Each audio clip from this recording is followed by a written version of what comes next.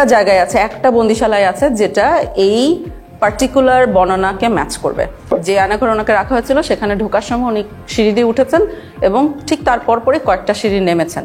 রাজধানীতে হযরত শাহজালাল আন্তর্জাতিক বিমানবন্দরের উত্তরে র‍্যাব 1 এর সদর দপ্তর। এয়ারপোর্ট পেরিয়ে ঢাকা থেকে টঙ্গী, গাজীপুর বা আরও দূর যেতে হাতের ডান দিকে উত্তরা এপিবিএন এর মাঠ পেরিয়েই চোখে পড়বে র‍্যাব 1 এর সদর দপ্তর। এই র‍্যাব 1 সদর দপ্তরের মূল বড় বিল্ডিং এর পেছনেই আছে ভয়ঙ্কর নির্যাতনের আয়নাঘর। টাস্ক ফোর্স ইন্টারোগেশন বা TFI সেল বলে প্রচার করা শেখ হাসিনার আমলে বিরোধী রাজনীতিবিদ বা ভিন্ন মতাবলম্বীদের গুম করে এখানে এনে করা হতো নির্যাতন, যে নির্যাতন হার মানাতো সব মানবতাকে।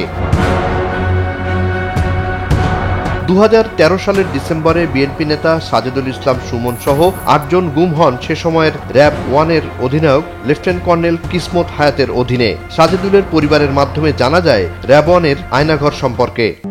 র‍্যাব 1 এর তখনকার সিও কিসমত হায়াত একটা ফোন নাম্বার দিল, তো আমরা কিছু করতে পারবো না, এরা করতে পারবে।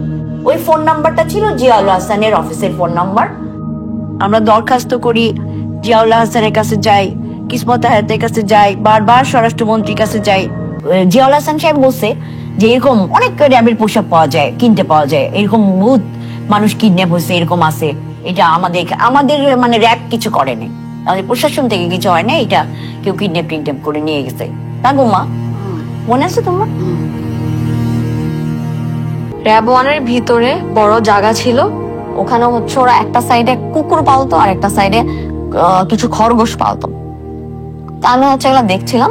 তো আমি এগুলো দেখতে দেখতে হঠাৎ করে মানে আমি একটা বিল্ডিং দেখতে পাচ্ছিলাম, যে বিল্ডিংটা ছিল অনেক পুরানো, শ্যাওলা পড়া, তারপর হচ্ছে গিয়ে দেখতে খুবই হরিবল লাগতেছিল, ভূতের বাড়ির মতন একটা বিল্ডিং। আমার ওই বিল্ডিংটা দেখে মানে মানে আমার কেন জানি মনে হয়েছিল যে ওটার ভিতরে মানুষ আছে এবং ওটার ভিতরে আমার বাবা আছে। ঢাকা ময়মনসিংহ মহাসড়কের পূর্ব দিকে র‍্যাব 1 এর বড় বিল্ডিং এর পেছনে গোপন বন্দিশালা বা আয়নাঘর। মহাসড়কের পাশেই গাছপালা ঘেরা এমন পুরনো এক বিল্ডিং। বাইরে থেকে বোঝার উপায় নেই এখানে ভয়াবহ নির্যাতনের শিকার হয়েছেন কত শত মানুষ। সালমান এফ রহমান, এই আপনার ফলক, এই আরাফাত আর হচ্ছে ওবায়দুল কাদের, এই লোকগুলার বুদ্ধিতে শেখ হাসিনা দেশ চালার লাগে। ধরতে বলছে, রাখতে বলছে, আমি সরকারের দায়িত্ব পালন করছি, আমি রাখছি, এখন আমি ছেড়ে দিচ্ছি, শেষ। আমি তো সরকারি কেস করছি। 5 আগস্টের পর আমি যখন র‍্যাব 1 এর অফিসে ঢুকছি, আমাকে নিয়ে যাওয়া হচ্ছে ওই বিল্ডিংটার কাছে যেটাতে আমি যেতে চেয়েছিলাম 12 বছর আগে। আমাকে বললো কি যে ওই সেলগুলোতে নাকি আমার বাবা ছিলেন 12 বছর আগে। আমার বাবা যদি ওখানে বুঝতে পারতো যে ওখানে আমি আছি, আমি মনে করি দুনিয়ার পৃথিবীর শেখ হাসিনা কেন কোনো ক্ষমতারই সাধ্য ছিল না যে আমাকে ওইখান থেকে বের করে আনতে না পারে। আমার ভিতরে অস্বস্তি হয়, আমার গিল ফিল হয়, শুনেছে আমি আমার বাবাকে বের করে আনতে পারিনি।